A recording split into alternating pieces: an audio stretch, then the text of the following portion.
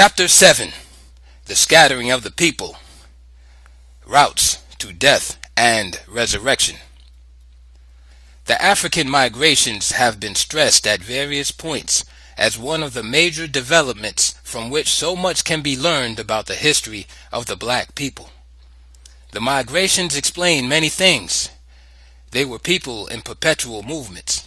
The movements were human tragedies spanning too many millenniums, for it was noted that the great pressures on the Africans actually began in prehistoric times, and that the pressures that uprooted so many settled communities came from two principal agents of destruction: the slow and relentless incursions of oceans of sand, and the slow and relentless incursions of Asian hordes. The Europeans, coming later, accelerated the movements. Migrations as culture decline. The migrations were of many different kinds, and so much so that the overall description of them is often misleading. There was no general, continuous flight of people, here and there all over the continent. Some of the movements were so slow and limited in space that one might hesitate to call them migrations. These were the groups that moved only a relatively short distance each time and, as a whole, never left their general area. After 100 years, such groups might not be more than 100 miles from their traditional home after several generations. Even in the cases of those who migrated farthest, the movement had been slow. Slow because the whole movement was forced. Every breakup a painful uprooting of communities that had been built on hopes and dreams of a permanent abode. Every move was a search for still another abode, where land and water could support life and security could assure another chance of survival.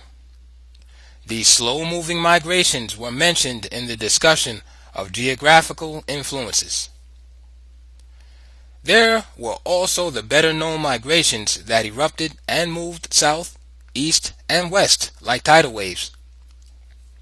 These occurred as the result of the many Asian and European invasions and conquests. They were further accelerated by the new turn in the institution of slavery from the 7th century AD onward. At a much later period, after the 16th century, black marauding groups such as the Yaga and the Ngoni added to the turmoil and disorganization. It is quite clear that the waves of blacks that spread over Africa in these migrations came mainly from the area where black concentration was greatest, and the attacks on that concentration persevered relentlessly.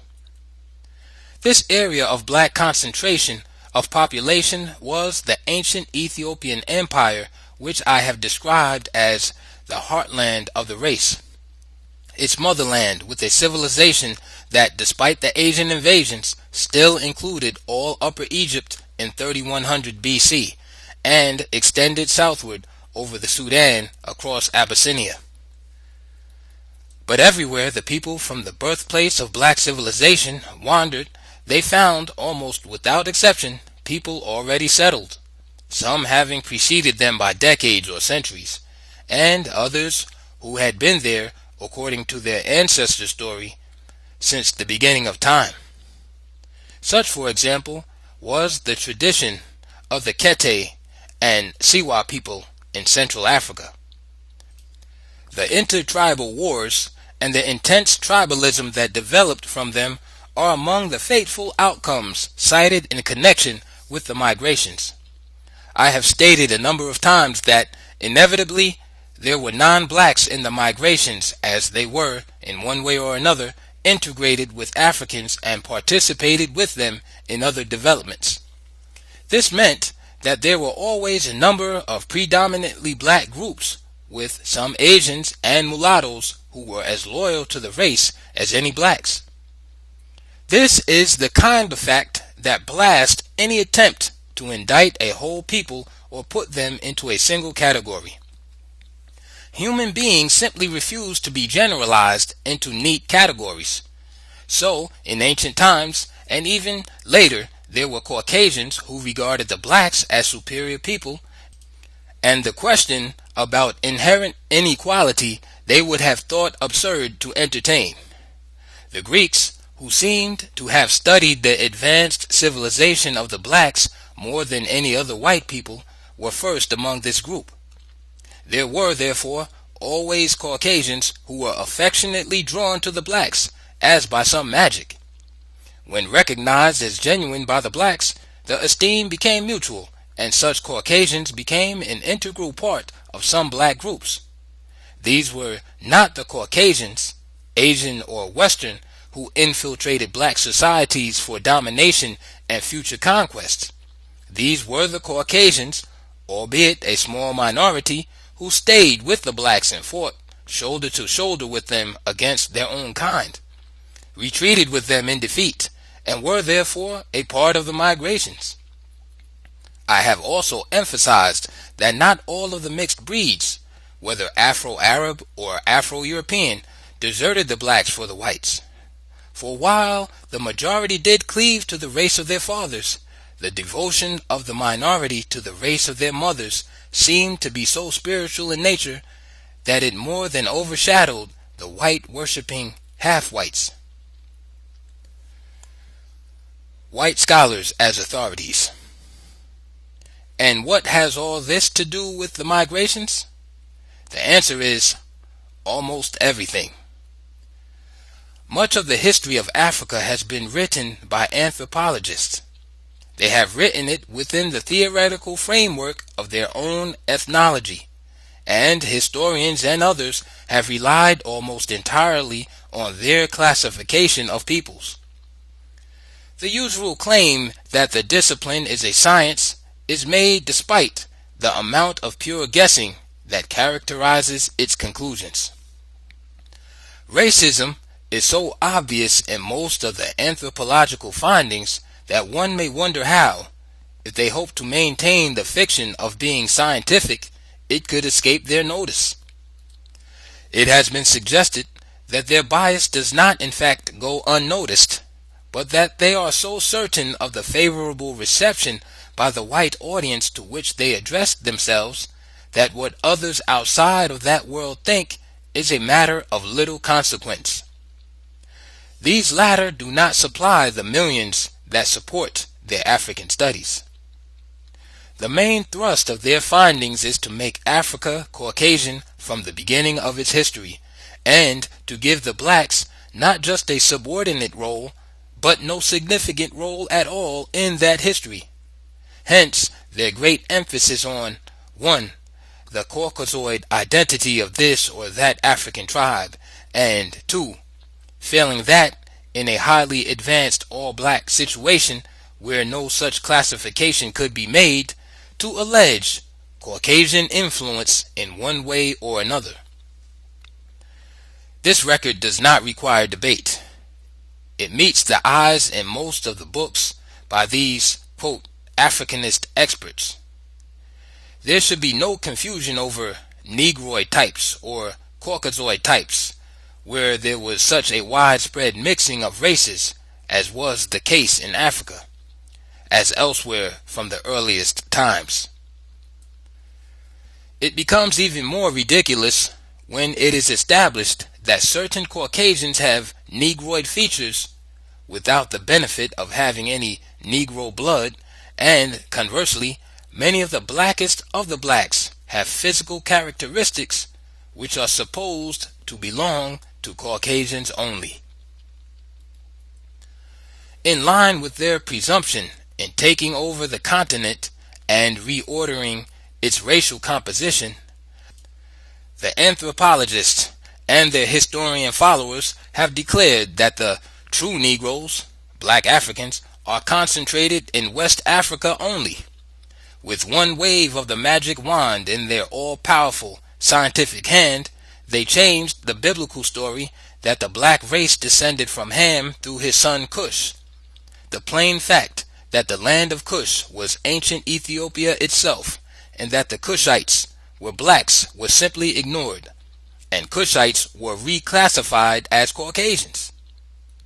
The whites and half-whites who were allied with black groups and migrated with them are singled out as the determining elements in whatever the groups achieved, even the planting of crops and irrigation techniques. The Asiatic Caucasians, who are known to have settled along the northern and eastern coast of Africa, even in prehistoric times, are now being presented as the indigenous inhabitants. That archaeologists would find Caucasoid types centuries old in any of these areas should be taken as a simple matter of course. Nor would I think it surprising if excavations discovered Caucasoid skeletons several thousand years old anywhere in Africa. The same unshocked attitude is maintained when Negroid types were discovered on the British Isles, as indeed Negroid remains have been found in other places in Europe and distant lands where no blacks are known to have lived, not to mention the millions known to have settled outside of Africa. Therefore, instead of postulating a theory of history that, on the basis of a few skeletal remains, a whole people inhabited an area first, it would be more sensible to conclude that members of this or that race certainly had visited or settled in the area in the long ago, some dying there away from their own native land. But suppose they did come as permanent settlers, such as the Dutch in South Africa and the British in Rhodesia. The whites of South Africa are not waiting for the certain verdict of anthropologists and historians in their favor. They already claim to be the original inhabitants, saying, as George Peter Murdoch and his school proclaim, that the Africans came into the land later. 1,000 years hence, there will be no dearth of Caucasoid remains in Africa. I just referred to George Peter Murdoch. All through these discussions, I have been unsparing in my criticism of Caucasoid scholarship at various points. I have in effect accused them of the subtle thievery of the achievements of an important division of the human race, deliberate and unconscionable. To understand the basis for this criticism, one need not match my labor by wading through over 100 books by them. One good example of all that I have been saying in this connection will suffice. That example is Murdoch's Africa, its peoples, and their culture history. For here is another one of those works which is replete with all the trappings of profound scholarship, bearing, as all such works invariably do, the mark of scientific objectivity. Yet, from beginning to end, Murdoch maintains his central themes. Africans are not, in fact, Africans. Black civilization was not, in fact, black civilization. Countless peoples, thought to be Negroes by many, such as the Bushmen, the Maasai, Cushites, Pygmies, even the Bantu, etc., are of Caucasoid origins. And while his own account of migrations often contradicts his main thesis, this I suppose he dismisses as simply unavoidable, he was at his racist best in a specious and rather amusing argument that attempted to prove that even the Azanians were not black. Is it not significant that so many white writers spend so much time and energy trying to make this or that person of group non-African? Certain direct consequences of the migrations will not be fully understood unless the many centuries they slowly covered are kept in mind. The development and spread of the numerous languages, dialects, separate and independent small city-states from which varieties of culture patterns inevitably emerged, these outcomes highlight the factors of segmentation in the decline of advanced black institutions. But migrations from the first centers of black culture in the Sudan and Egypt had beneficial results also. The migrants were a new kind of missionaries. They carried whatever they could of their advanced civilization wherever they went, and they carried it far and wide. The backward groups that had been living far away from the centers of progress were the beneficiaries. An economic revolution occurred in areas where the Nile migrants not only brought new grain crops, but also new implements and farming techniques. They also spread the gospel of industrial production through the expansion of crafts and their organization into guilds. The greatest of these was iron, for iron, all by itself, created the greatest industrial revolution in Africa and became at once both the catalyst and foundation of the new state formations and expansions of power. In like manner, basic African institutions, such as the traditional constitutional and social systems, were reinforced by the migrations from the heartland. And while many of these basic institutions were influenced and modified by Islam and Christian Europe, they all remained so unyielding at the core that they can be studied today almost as directly as they could have been 5,000 years ago. There is another fact in this connection that is not pointed out often and never stressed. We generally speak glibly enough about Asian and Western influence on Black Africa, but seldom about the influence of Africa on Asian and Western institutions. The process of Africanization began at once whenever and wherever the blacks came in contact with foreign institutions. Both Islam and Christianity had to yield to Africanization. Even autocratic sultans and emirs, all powerful in Asia, clashed head-on with the constitutional role of the council in Africa and had to yield. The religions that spread most rapidly and widely were those which were readily adaptable to African cultural patterns. Islam and the Catholic Church led in this, and the Catholic Church outdistanced every other Christian denomination in growth. A large volume should be written on the African influence on both Asian and Western civilization, since that influence began in ancient time, was not limited to Caucasians on the African continent, but was carried to other lands by migrating whites who themselves had been Africanized. African values did not die even among the millions of slaves who were transplanted in distant lands.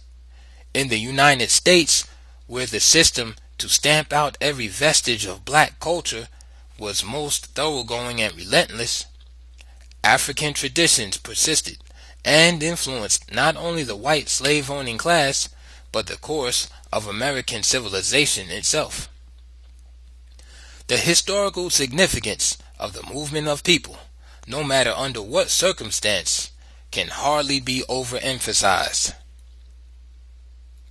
We have seen how and why the flight of blacks from Sudan increased as the Arab hordes continued to sweep in during the 13th century, and Islamization was more aggressively pushed. To many blacks leaving the homeland, what was happening was far worse than the sight of their cities, towns, and villages going up in flames. For now they saw their very own leaders, kings and other notables, divesting themselves of a tradition of civilization that went back beyond history into Paleolithic times, and, for expediency or self-interest, were humbly grasping at the robes of the Arabs, their language and their religion. Their leaders on the throne were no longer Africans or Ethiopians. They were now of still another race. They were black Arabs. So it did not matter at all that new states were forming under black Arab rule. The Arabs not only tolerated these black Muslim rulers, sultans and emirs they were now called, but found it expedient to use them as fronts in controlling the remaining black population. The real rulers were the various Arab tribes that were now scattered all over the Sudan. There was a great difference between these new black Muslim states and Funj, for while Funj was also a sultanate in name, it had a long line of black rulers who steadfastly refused to be Arabized, even to the extent of accepting Arab names. And even the Arab population knew very well that the Muslim religion of those black sultans was very superficial indeed. The new fringe states of Darfur, Wadai, and others under black Muslims offer no place of refuge for those whose very reason for flight was to maintain their own racial identity, dignity, and religion. The Saharan tragedy. We return to the Sahara again, for here is where the first black migrations began before written history. Sahara, or wasteland, indicates what it became, not what it was. It was the largest northern region of Balad at Sudan, the land of the blacks. Viewing this vast area for at least 5,000 years, it is difficult to believe that it was not forever thus.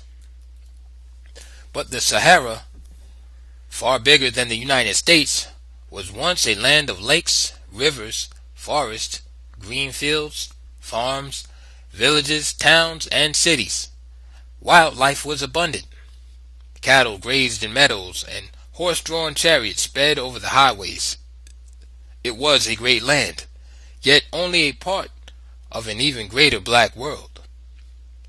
We have already noted that this black African world had been under relentless pressures from the sea coast by invading whites from the earliest times: Canaanites, Hebrews, Phoenicians, Mongols, Arabs, Berbers, Greeks, Romans. It was also pointed out that it is not without significance that even today most of the invaders occupy the same areas where they first came in, the seacoast. For centuries, these whites must have been received with the traditional African hospitality. They were immigrants, settlers, and traders. Many, like the early blacks themselves, were seafaring men. That the blacks were once among the most adventurous peoples is evidenced not only by the presence of their descendants in many lands and numerous far-flung islands, but also by archaeological remains found in various parts of Europe. It seems clear, therefore, that the whites were not regarded as invaders with ulterior motives, but as co-partners in the further development of world trade.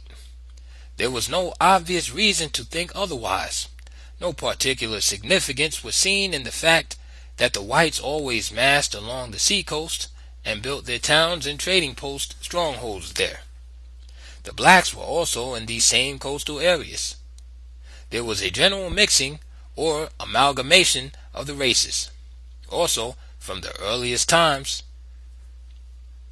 In this area, the offsprings of blacks and white Berbers and Arabs became known as Moors, Tuaregs, Tipu, and the Fulani.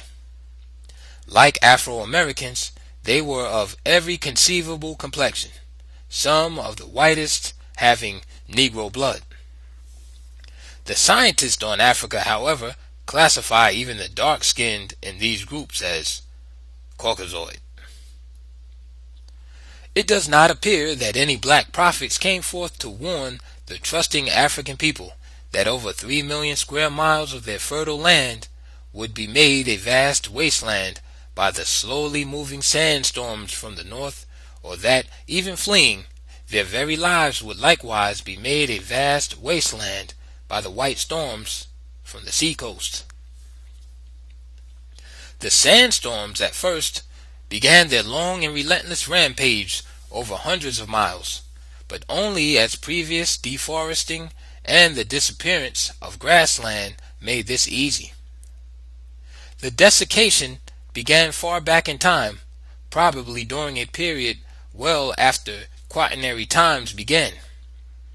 No one knows how long that awful process of drying up lakes and rivers lasted.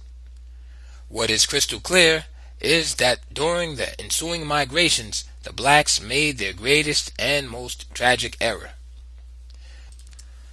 It was an error to be fraught with the direst historical consequences for the whole black race.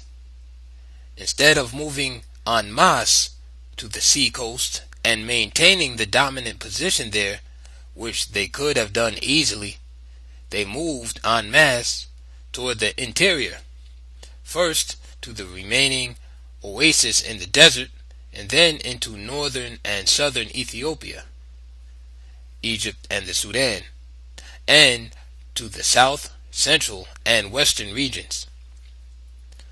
The Berbers, Arabs, and their Afro-Asian offsprings, Moors, Tuaregs, etc., now firmly held the entire northern, northwestern, and eastern seaboard of Africa.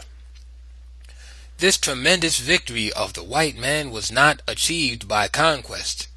It was achieved by default on the part of a race too preoccupied with the immediate present and less with its future, and a race whose centuries of blind trust in the white man passes all understanding. One might say that in surrendering all of their coastal areas to the Asians and mulattoes, and apparently without a fight except in the case of Lower Egypt, that the blacks not only sealed themselves off from world commerce and general international relations, but they also, and at the same time, sealed their own fate to be a surrounded, hemmed-in hunting ground for slaves. The pattern for Egypt and Axum was clear-cut. Their story was already outlined early enough and so clearly that even the blind could not be unaware of the shape of things to come. That shape emerged in their present. The whites were aggressive, always relentlessly pushing for the command position in every situation, no matter how small their number or how insignificant the project. The blacks, by contrast, are not so aggressive, tend toward the brotherhood approach, and generally strike only in retaliation for prior wrongs done. This overall humane and essentially religious attitude of the blacks led Arnold Toynbee to say that mankind may have to emulate them if civilization is to be saved. This is hardly a compliment in a world where the very meaning of civilization is lost. In the face of the Caucasian will to power and domination, this religion of meekness is a tacit surrender to the permanent overlordship of the aggressive and the strong. This is the testimony of history, and perhaps this is why I have always been puzzled by the declaration of Jesus Christ that the meek would inherit the earth. Did he mean the grave? The pattern referred to above developed from the fact that countless thousands of blacks did not migrate anywhere but remained among the Asians. They gradually became the lowest class in the society, although there was some mobility or escape routes. The Berbers and Arabs constituted the upper class and ruling group.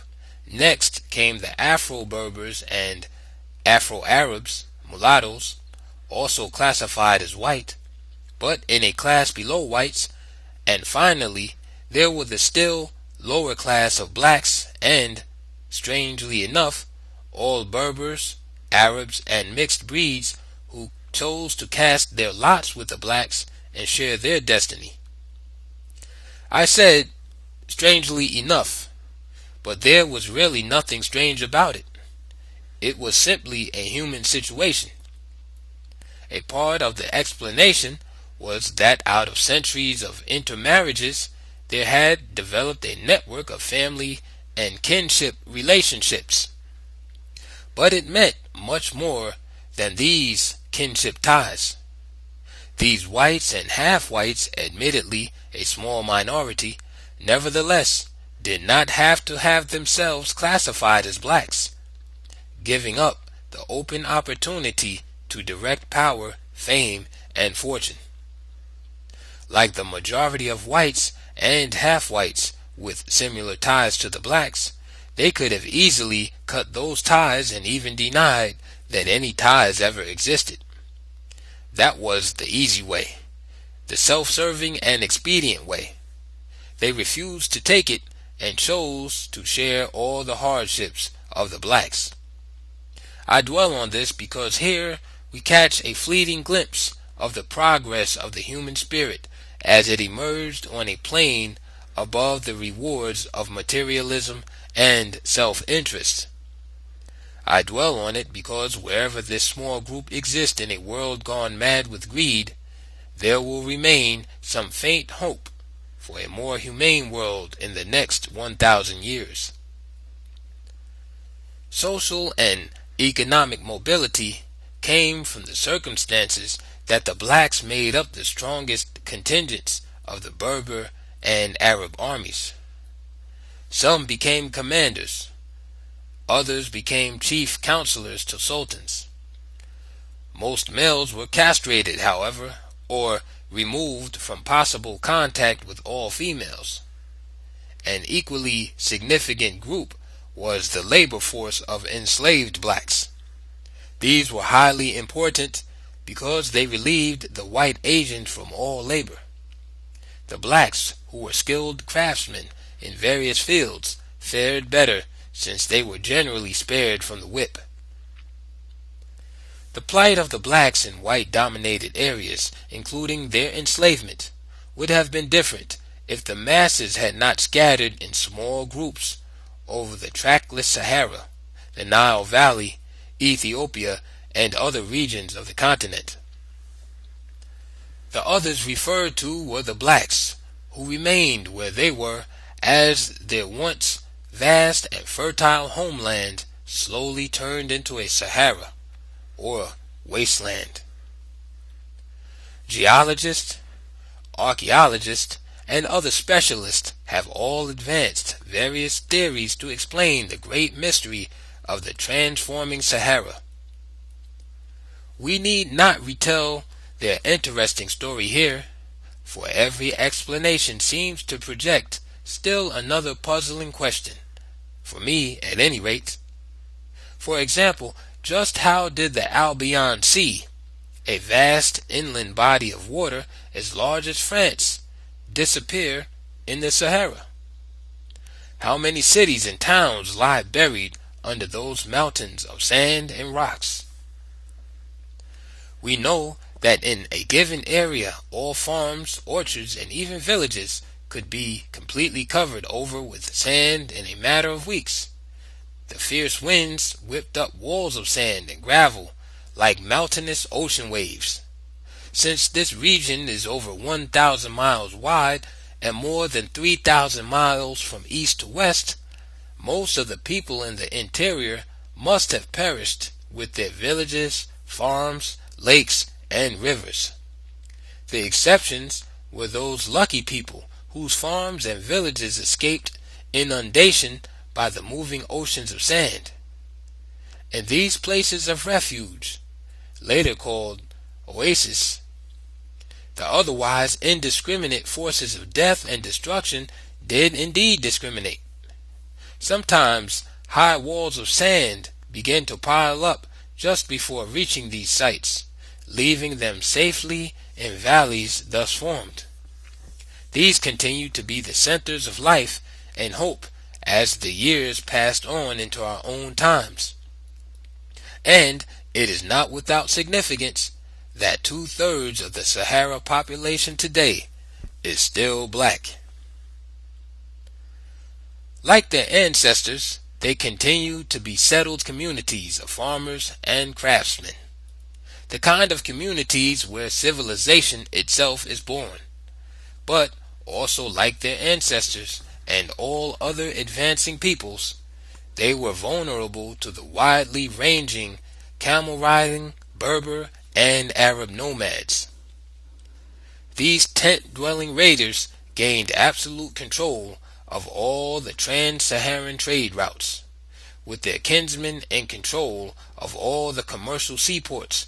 They had effective control over the economic life of Africa, and therefore Africa itself. The matter of making that control more complete by raiding and enslaving the blacks in scattered oasis communities became relatively easy.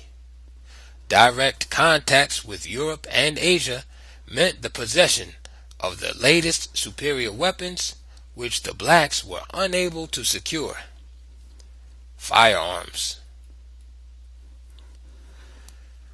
Ethnology and the migrations. The great story of the Sahara is yet to be told. Archaeology has hardly scratched the surface beneath which a lost civilization lies buried under several thousand feet of sand and rocks. How far westward did the effective rule of the ancient empire extend? How many kingdoms were there, and by what African names were they known? Were the fringe states, such as ancient Ghana, that were found fighting for survival on the edges of the desert, once a part of a vast imperial system? There is some evidence that this may have been the case, but the actual fact remains unknown, and speculation becomes an idle pastime. What is known is that the migrations from the Sahara, while heavily concentrated in Upper Egypt and the eastern Sudan, also spread out over Africa in and through the western Sudan. I may seem to have overemphasized the ethnic composition of some migrating groups by repeating reference to it, but it is so important that white historians have bypassed it in order to establish a new theory of prehistoric Caucasian occupation of Africa. Have they not found supposedly Caucasoid remains and artifacts in different places? According to this theory, the whites, in their conquest of Africa, were simply returning to their own original homeland. But where now is the homeland of the blacks? Our African experts do not know.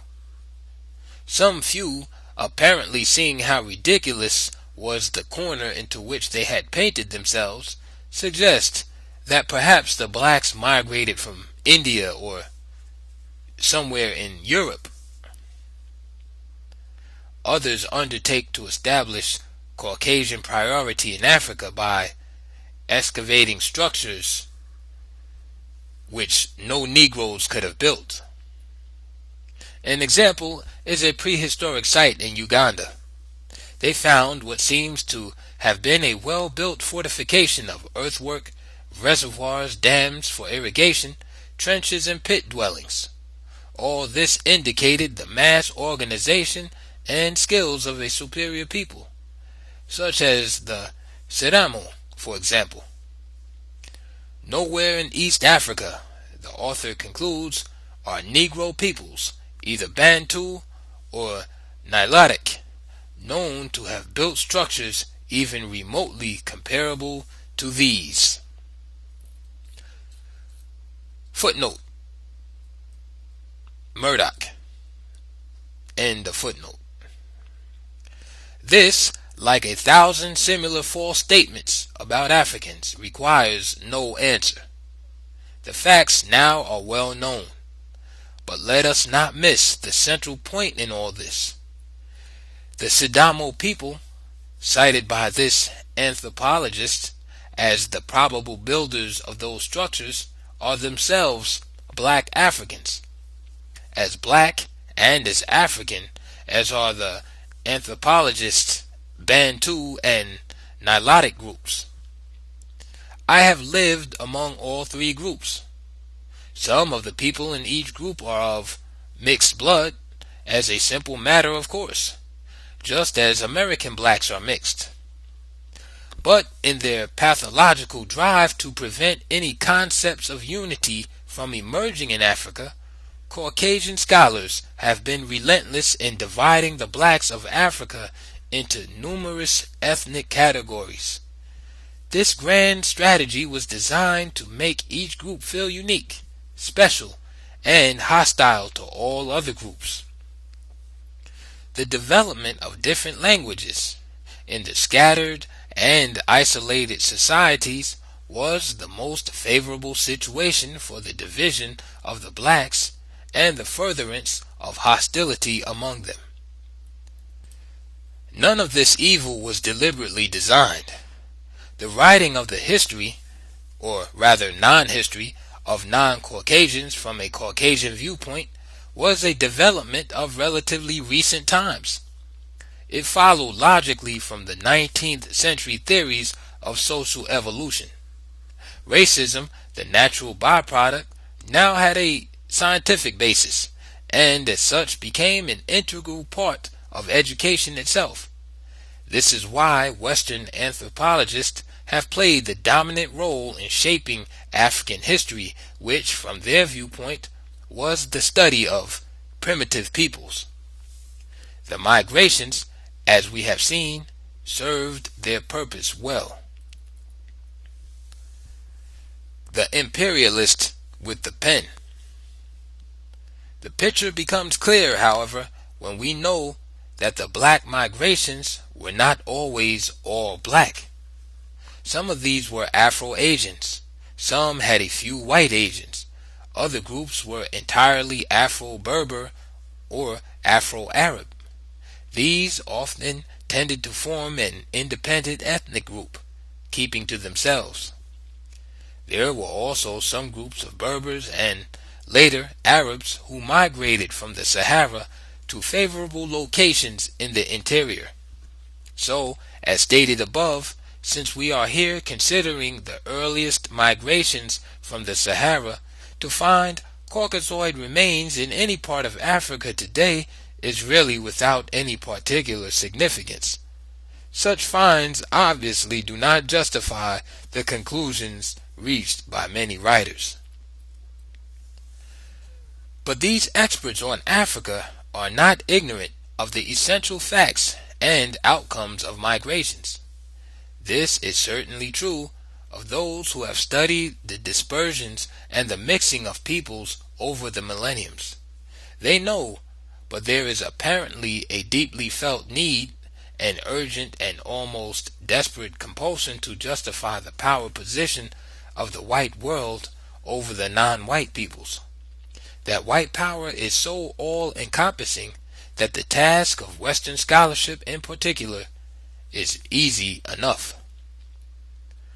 First of all, they are not only supported by the almost limitless wealth amassed from the exploited peoples of the earth, but they also still control, directly or indirectly, the economic life of every black state today. This is equally true of numerous non-African countries, still poor and begging, while their wealth is being drained off to the already rich countries. Secondly, they control world education and science. Scholarship, supported by millions of dollars, far from being independent and objective, has generally served its masters well, becoming arrogant and overbearing in the process.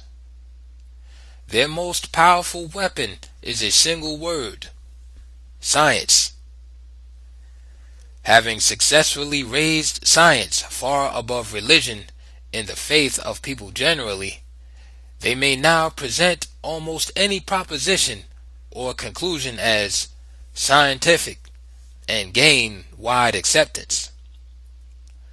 The age has passed when men listened with reverence when it was declared that "Thus saith the Lord." Now one simply has to say, "According to science," or "most scholars are agreed," etc. Finally, the university spearheaded the final economic triumph of the West over the rest of the world.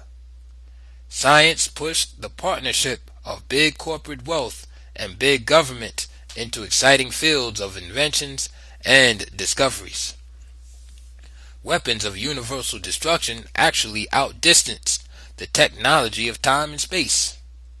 Who then could question white supremacy?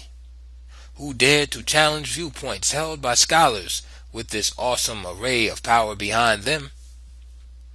Certainly nothing coming from the blacks required any serious consideration.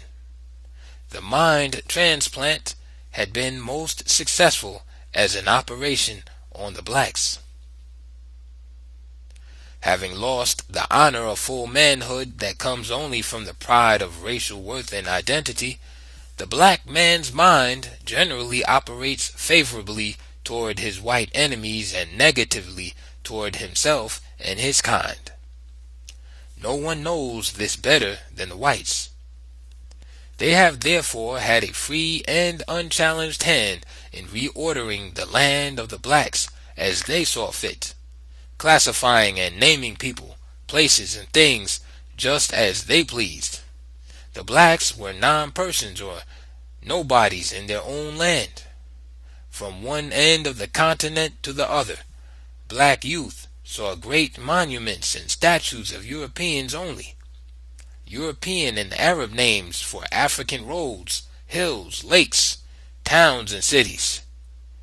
One youngster, whose ancestors had migrated from the north centuries ago, stood gazing at a statue of Cecil Rhodes. "He's in our school books too," he proudly informed his parents. The smile left as he asked, "But why are our great men forgotten? We never hear about them." As none could answer, there was silence. This particular group belonged to a family that was 2,000 miles from the known original home. This refers to the place that oral tradition declares to be the original home. But we know that the place of origin, often given in the oral record, means the place where the group lived for so many generations that previous home sites during these long drawn-out migrations had been forgotten. What they had forgotten, however, was less tragic than their ignorance of some of the well-known facts of their more recent history as a people. The boy had raised important questions. They could not answer because they are blacks of Rhodesia. What little history they knew was white Rhodesian history, and this they could learn from Rhodes to Ian Smith. They did not know that they had been living for generations in the center of what was once one of the greatest black empires in Africa, nor had they ever heard of the great African leader of that empire, Emperor Mutota. As elsewhere, Rhodesian history began with the coming of the whites. All before that is, quote, unknown prehistory. To the caves, to the swamps. We have been studying those people who were actually migrating from a highly advanced civilization to less advanced regions or regions not advanced at all, but who continued to rebuild new states until they were destroyed by the European invasions. Since a representative number of these states appear in the following pages, a final word should be said about the vast numbers who found only caves and swamps as places of refuge, and therefore built no states, but sank lower and lower in hopelessness, ever-present fears of capture, and a life that was not life, but an animal-like struggle to survive. I referred to these before, but all too briefly. They are an inseparable part of the history of the race. Their savage state enables us to measure the distance from the heights to the level where so many of the race had fallen. It also may be the bold recognition on our part that serves as a guide light on the road back to greatness. Call them savages, if that pleases you. But these were the blacks in retreat before the slave hunters. These were the blacks who had to choose between enslavement for life and that of all of their descendants and freedom. They did not hesitate. They chose freedom even though it meant the loss of civilization, a civilization which they had, in fact, already lost. To be slaves of Arabs, Europeans, or Americans simply meant becoming the economic foundation of their civilization and the steady destruction of the civilization of the blacks. So, all hail to the black savages, those noble ancestors who chose both freedom and death in preference to white enslavement. Freedom and death. Once the paths they made in flight could be followed for days by their bloody footprints in the sand, the wind-blown sand had easily covered these up. Later, travelers and slave hunters could demonstrate the various routes of flight by the skeletons found here and there, fallen statues left by those who could not make it on. These were generally disjointed and scattered. Sometimes it was a bony arm protruding from the wind-swept sands, a leg over there, or a skull seeming to smile peace at last. The bones of other thousands who died in flight were never seen. They lay buried forever under the tons of sand and rocks that moved over much of the regions. Masses of blacks found security in hills that were made inaccessible to both Arabs and Europeans. Such were blacks who isolated themselves in the strongholds of the Nuba Hills. They were never conquered, throwing back all invading army units that attempted subjugation and enslavement. Westerners point to their primitive state, to their nude and half-nude bodies. To the somewhat twisted Western mind, nakedness in public is indicative of the savage.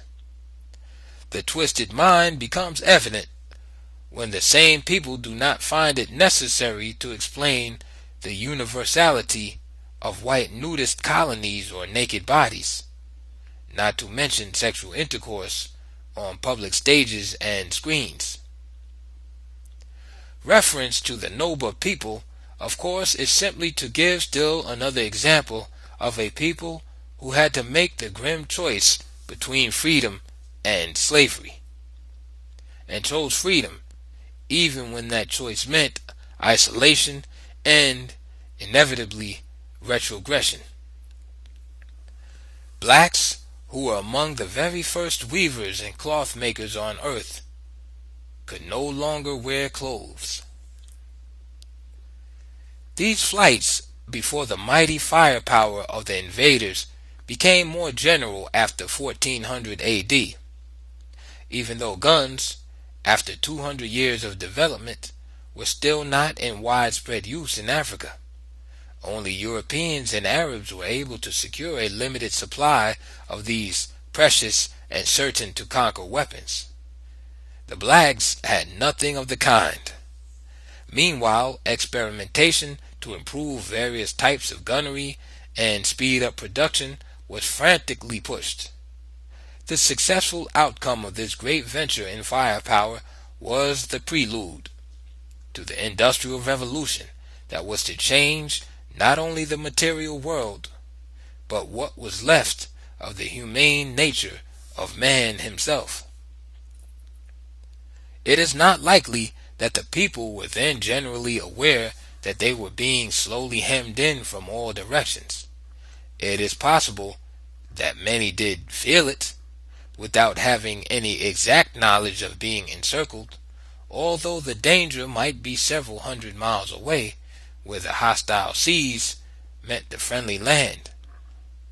So other groups of wandering blacks headed for dismal swamps, Still others dug caves and hillsides. There were those who wandered aimlessly out into the scorching desert and died with their babies strapped to their backs and larger children clutched by their hands. This means that the bleached skeletons of little babies and children also greeted the eyes as though additional testimony was needed to show how many of the young were included among those who could not make it even to barbarism.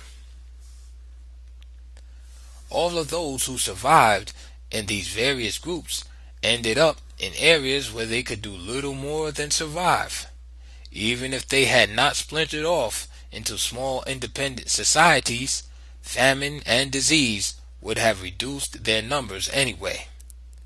Therefore, as noted elsewhere, there were many firmly united groups that were so large that migrating as a single unit was impossible. Here, the very circumstances of the case demanded separation, estrangement, and isolation from the mother society, and the eventual development of several new language groups. The disunity among the blacks that spread over the whole race often developed from crisis situations over which they had no control in the awful struggle to survive. The millions who found security only in places of extreme isolation, in caves, swamps, around a few precious water holes in deserts, and on inaccessible hills, none of these people were favored with the chance even to begin the building of their lost civilization. Far from being ashamed of them as savages, this chapter is a salute to them, a salute with pride that says to them, all honor and all glory. Unlike the blacks we know most about, they could not build great kingdoms and empires. Many were far removed even from the fringes of an advancing world. Yet they overrode the unceasing attacks of both death and hell, and survived. What is more, they held fast the last line of freedom on the African continent, and they held it against cannon fire to the very end. Even when colonialism swept over their land, they were never conquered. They had been wise enough to see both Islam and Christianity as just another route to the slavery they had fought and died to avoid. So they remained steadfast in their own religion and therefore were called pagans.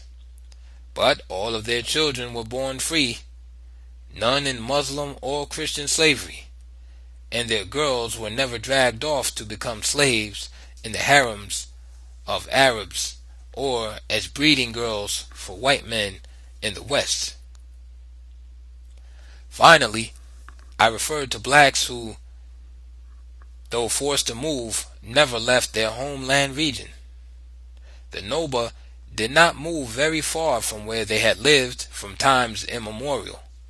A far greater number of blacks held on in their ancient center after it was overrun, refusing either to leave or be enslaved. They stayed and battled against the invaders, finally being concentrated in the southern provinces of the Sudan, where the earlier history of the race in Egypt is still being repeated line by line. And this is why it is so easy to understand the history of the blacks and see very clearly how they were not only forced far back beyond the advancing races, but also pushed to the lowest levels of degradation. For that history is still being made today, covertly and openly, for all the world to see. The blacks who are under pressure today in Bahr el Ghazal, Upper Nile, and Equatoria are still fighting for survival against the all-conquering colored Arabs, just as their forefathers fought 5,000 years ago from the Mediterranean in Lower Egypt to where they are now making a last stand. Romantic history? Who needs it? They have been massacred by the hundreds, and villages left in ashes, but they fight on. This all-black region is kept isolated and cut off from the developments and all of the higher levels of life seen in the Arab-dominated Sudan. So these southern Sudanese remain, even in 1973, both primitive and pagan, just as their brothers elsewhere had to remain under similar circumstances. It was still the hunting ground for slaves. The blacks had to remain sharply alert at all times, for the modern slave traffic is covert, subtle, and often highly sophisticated. There are no outright raids. The slave agents may appear as employment officers, seeking workers or representatives of schools offering free training for nurses, teachers, and various trades. I was told when I was working in this area that these tactics were successful for a long time because of the extreme poverty and the desperate need for jobs. The fighting that has been going on constantly for 15 years has caused the same kind of migrations as most of those already described. Thousands have been migrating into any country that allows them to enter. Even in this modern age, many will never see those left behind again. They will scatter and settle among other people wherever they can. They will become lost in the merger, while their brothers and sisters stay behind and carry on the ancient tradition of fighting on against overwhelming odds as long as they can stand. In this study, you must have noticed that the past and present are joined. We study our past for the express purpose of learning what things made the race great in the past, what explained subsequent failures and weakness, and what, in the light of that history, we can do now if we have the will. This is what the study of history should mean for African people in particular. This chapter on the migrations, for example, tells us much that is even alarmingly crucial. But how many of us care to grapple with its real significance? Who asks why is it that the black world, forever uptight over South Africa and Rhodesia, has remained silent about the 15 years of the slaughter of blacks in the Sudan? I asked 4 leaders of the resistance if the southern provinces had ever appealed to the Organization of African Unity for help. "We have been begging them ever since it started," was the unanimous reply. "Not for arms, but just to use its influence to stop the burning of our villages and the massacre of our people." But you see, the white and brown Arabs actually control the policies of the OAU.